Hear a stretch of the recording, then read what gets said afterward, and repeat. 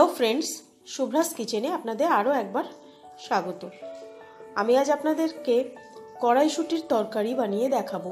এটা শুধুই কড়াইশুঁটি দিয়ে, এটাতে কোনো আলু অন্য কোনো সবজিপাতি পড়বে না এবং এটা খেতে খুব ভালো লাগে। এটা আপনারা বানিয়ে লুচি, পরোটা, রুটি যে কোনো কিছুর সাথে সার্ভ করে দিতে পারেন।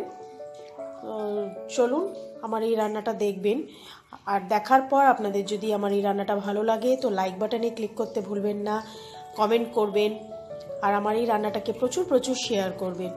আর যারা আমার চ্যানেলটাকে এখনও সাবস্ক্রাইব করেননি তাদেরকে অনেক অনুরোধ, আমার চ্যানেলটা সাবস্ক্রাইব করে নিন আর বেল আইকনটা টিপতে ভুলবেন না। তো চলুন দেখে নিই কড়াইশুঁটির তরকারি করতে আমাদের কি লাগছে। কড়াইশুঁটির তরকারি করতে আমাদের লাগছে, এখানে আমি কড়াইশুঁটি নিয়েছি কিছুটা, যেটা আমি একটু সেদ্ধ করে নিয়েছি। এখানে দুটো টমেটো ছোট করে কেটে রেখেছি।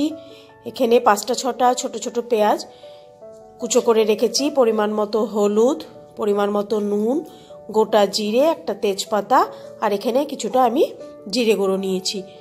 আর রান্নাটা আমি করব সর্ষের তেলে। তো চলুন দেখে নিই রান্নাটা। কড়াই গরম করে কিছুটা সর্ষের তেল দিয়েছি। তেলটা আমার গরম হয়ে গেছে। এবার এই তেলে আমি প্রথমে তেজপাতা দেবো একটা, আর সাদা জিরে ফোড়ন দেবো।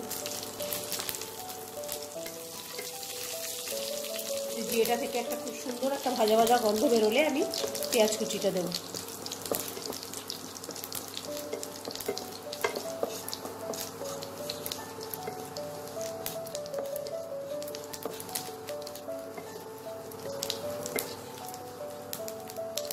পেঁয়াজ কুচিটা দিয়ে দেবো।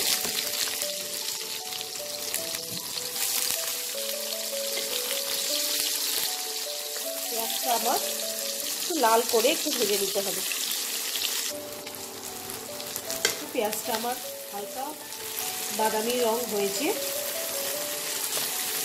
এটাকে এবার আমি এতে টমেটো কুচিটা দেবো। কড়াইশুঁটির এই তরকারিটা করতে একটু পেঁয়াজের পরিমাণটা আর টমেটোর পরিমাণটা একটু বেশি লাগে, তাহলে খেতে ভালো লাগে।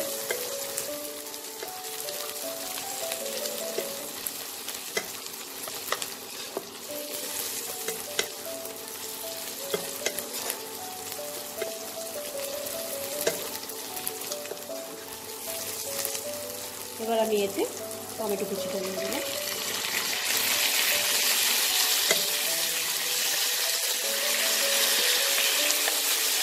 খুব ভালো করে মিশিয়ে নিয়ে এটাকে আমি টমেটোটা নরম হওয়া অবধি আমি এটাকে কুক করবো।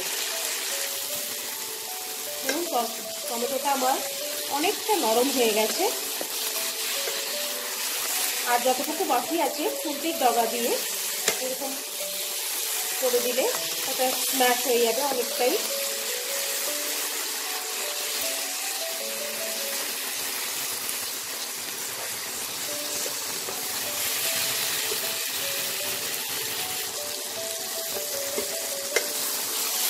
টমেটোটা আমার পুরো নরম হয়ে গেছে।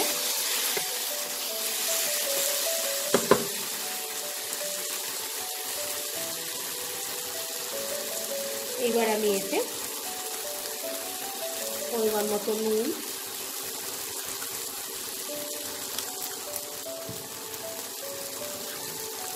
পরিমাণ মতো হলুদ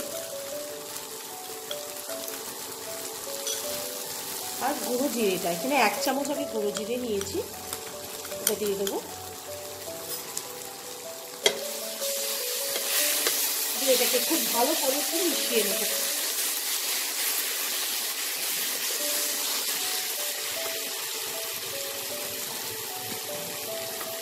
আর একটু চিনি, যেটা আমি বলতে ভুলে গেছি, খুব সামান্য একটু চিনি।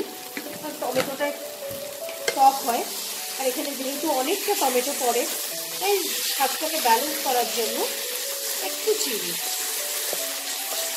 এবার এটাকে খুব ভালো করে মিশিয়ে মশলার সাথে কষাবো।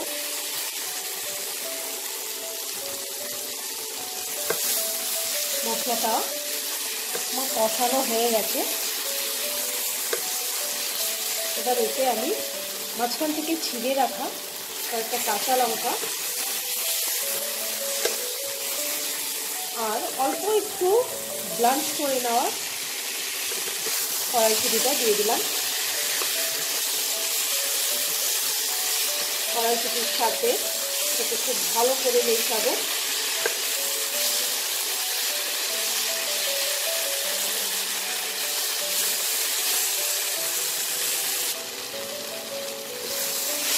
মশলাটা আমার কষানো হয়ে গেছে।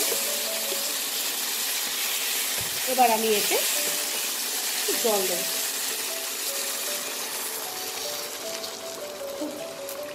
খুব বেশি ঝোল ঝোল তরকারিটা হয় না, একটু গা মাখা হলে ভালো লাগে খেতে।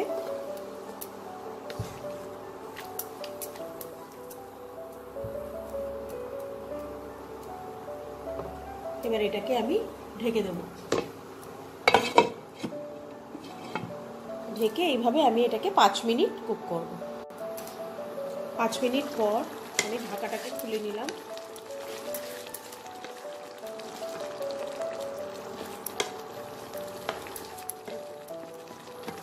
কড়াইশুটির তরকারিটা আমাদের রেডি। এবার এটাকে আমি সার্ভ করে নিচ্ছি।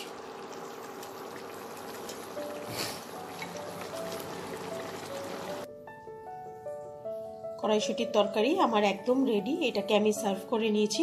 তো আপনারা আমার এই রান্নাটা দেখে বানিয়ে অবশ্যই আমাকে কমেন্ট করে জানাবেন। আজ আসি।